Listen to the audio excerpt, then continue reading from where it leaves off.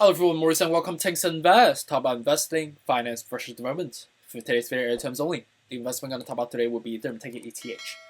So with respect to the anticipated FOMC meeting conference that happened earlier today, seems on based on the high level synopsis of what I've heard so far and the verbiage that was released in the press release.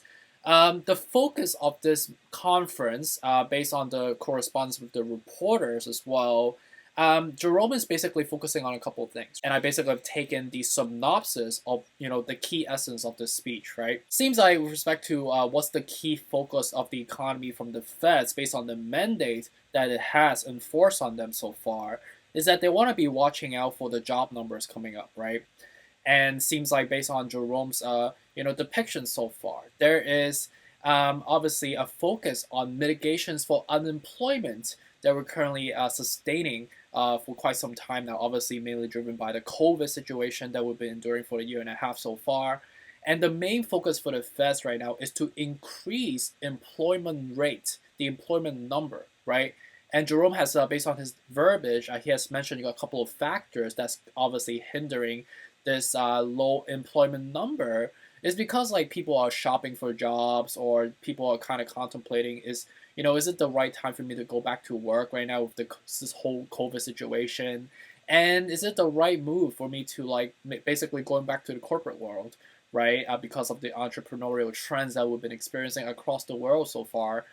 And so based on the affectation so far, right, Jerome has specifically mentioned that they are not planning on raising interest rate right now, but he has not specifically confirmed on the timing of that.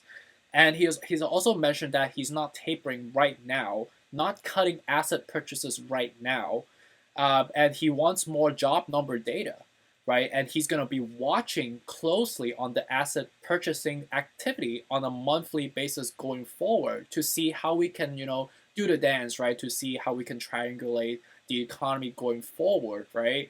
And he even sees a probability, for the U.S. economy to be slowing down a little bit as we slowly, trend and recover back to the normal cadence for the economy going forward, right? And also with respect to the key message on the tapering plan that we're waiting on the timing for, right? Jerome said that he's still in the process of thinking through that right now, right? They have not made any confirmatory decisions on the timing of tapering yet.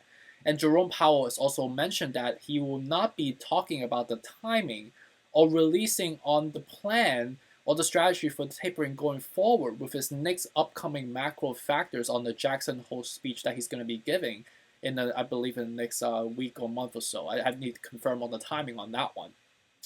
So based on obviously this media affectation, based on what has Jerome mentioned and the verbiage in the press release so far, we're leaning more towards more optimistic type of affectation so far. Obviously, we still have to worry about the inflationary pressure coming, but basically, this is a non-signal that we got from the Feds, right? But obviously, with this non-signal, when there's no news, it's still good news, right? And we're not kind of hindering on the equity side or the crypto side, and that's the reason why across the spectrum, for crypto, we're kind of hovering away up about 1.35% for Ethereum, Bitcoin up 1.40%. While on the other side of the spectrum, like on the equity side, Tesla is currently just hovering on a sideways fashion, up about 0.12%, while NEO's up about 6.17% because of the confirmatory, affectation we got from the Feds, but also because of the rebound that we oversold significantly yesterday, right?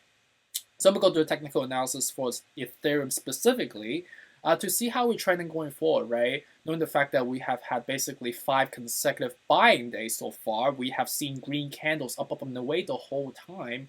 Are we, due for a sell-off coming, or we due for more of a correction coming, or do we see more of a surge coming in the near future? So stay tuned, stick around, let's make some money.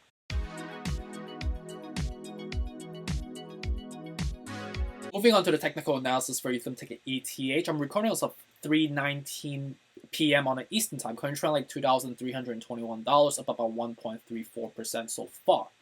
So with respect to the media affectation that we've had today from the Feds, obviously is leaning more toward a neutral / positive spectrum.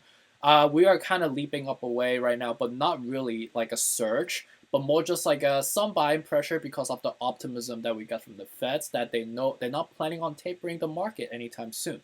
But it is going to be happening in the foreshadow perspective going forward. But they have no plan on raising interest rate right now, no plan on tapering. It still needs to work through how they're going to be maneuvering through, increasing their mandates, right? That job number target that they ideally want to be meeting. Basically looking back into the normal economy cadence going forward, right? So right now we're trading around like the $2,320 right now. And this buying pressure has been sustaining for the last 5 days so far, right? So taking a look at the MACD perspective, we have crossed recently, and we've been leaping up and away, right? And again, right, we've been leaping up and away since when? On the 20th, and today is the 8th. So we've leaped up for the last 8 days so far, right? And whatever goes up really, really fast comes down just as fast, right? And we basically walk through this fire hoop today, this FOMC meeting. We got this like, neutral / non-status type of news, right? So congratulations to all of us that bought the dip, right? And ideally risk mitigating logically. That's the right terminology we want to be focusing on. We're not chasing, we're not buying the dip. We are always risk mitigating. That's the right term that we want to apply, right? So what I see going forward, right, knowing the fact that the risk is relatively high right now, right, on the MACD perspective, we are forming some sort of a curvature. So we do have a propensity to actually leap down despite the positive news we had today, right? And also on top of the fact, RSI is highly overbought right now, right? So would I be advising buying now despite this positive news?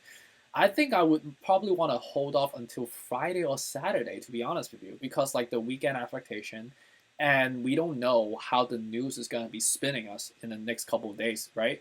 Because we have had such positive news so far that whatever goes really, really fast comes down just as fast, right? And we haven't reached that $2,350 level yet, right? We almost got there today, right? $2,346.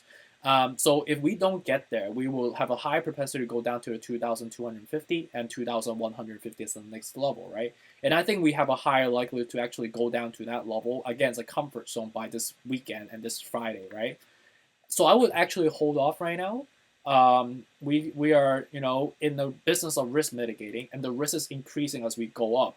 So I want to cool down right now, knowing the fact that we pumped up for 8 days so far.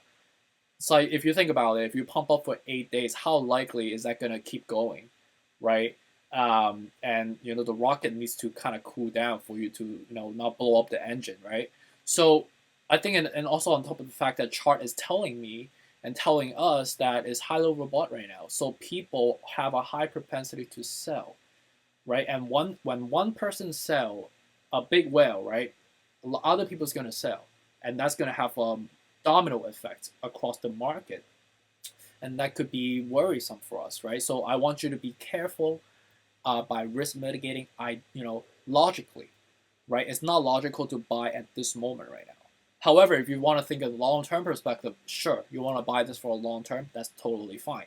But right now, if you want to do like a swing trade, this would not be the ideal level to do it right now, right? So wait until the Friday and Saturday, wait until the 2,250, wait until the 2,150, and ideally even $2,050, which is a more ideal level. That by that point we will be curved back down to a more optimal level to buy at. And I will be dollar cost averaging at $2,050, and I will be having my cash reserve on the side to prepare for that coming up. All right, just to recap all numbers in the technical analysis, again, right, we are running really hot right now with the 8 consecutive positive days and the confirmatory news from the Feds, right? So we have to be careful, and I think ideally by the weekend coming, we should be actually leaping down. I think the probability of us leaping down is way higher than the probability of keep going up from here, right?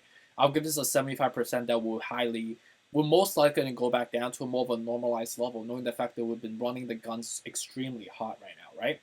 And I think by this weekend, after we jump through this another, small fire hoop, if you may, we jump through a major fire hoop today, that the next fire hoop will be the weekend, and then will be the London Fork debut on the August 4th, which I will be covering, closely as we watch the market momentum percolating going forward, right?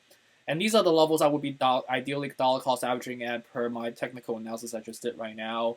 Respect to long-term vision, 9,800, 4.4 times your money if you buy at the $2,250 level. So this is for their respect my technical analysis on Ethereum ticket ETH. Hopefully this is helpful into how we triangulate with respect to what happened with the recap of the FOMC meeting today and the foreshadow dynamics of the market going forward. And how by doing that you're going to be able to formalize your price execution to dollar cost average and risk mitigate going forward, right? Hopefully this is helpful. Again, if you have any questions, feel free to reach out to me. I'm always available for you guys to be helpful. And stay tuned for next coming up. Take care. Bye.